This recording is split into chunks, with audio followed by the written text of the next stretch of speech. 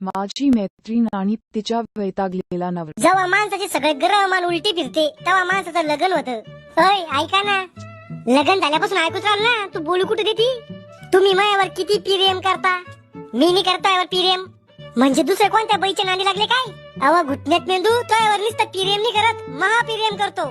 शहाजहाननं त्याच्या बायकोसाठी ताजमहल बांधलं होतं, तुम्ही माझ्यासाठी काय बांधसान? अव खेबडे, ताजमहल तर सोड, मी तुझ्यासाठी पत्राचं शेड बी बनवणार नाही.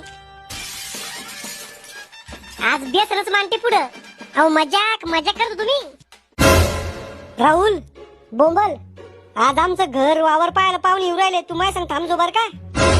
श्याम्या कशाला करू राहिला लगन, कशाला हाताने घरात भूत घालून घेऊ राहिला?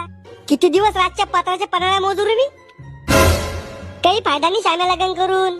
अरे मला बी वाटतं, मला कोणा अहो म्हणा, माझ्या संग भांडणं करा, मला जळक्या पोळ्या खाऊ घाला, माझ्या मग किरकिर करा. सरळ सरळ सांग ना, काट्याला म्हणून लग्नासाठी? बायको माणसाची जिंदगीतलं सुख आहे. अरे पण मग काय काय मी पाहुणे पुढं? अरे तो सांगायचं त्याला मी किती चांगला आहे, माझ्याकडे किती प्रॉपर्टी आहे. शामू भाऊजी यायलेच ना तुम्ही, हे खोटं एक नंबर बोलते. खोटं? वहिनी खरंच चांगलं आहे मी, यात खोटं काय? काय खोटं बोललो मी तुला? लग्नाच्या आधी म्हणी तुला काहीच काम करू देणार नाही, महाराणी म्हणी ट्विन. हा हे खोटं बोललो होतो, पण तो बाप खरं बोलला होता. काय खरं बोलले होते माझे पप्पा? तो बाप म्हणी आमच्या पोरी सारखी पोरगी सगळ्यात जगात सापडून सापडणार नाही.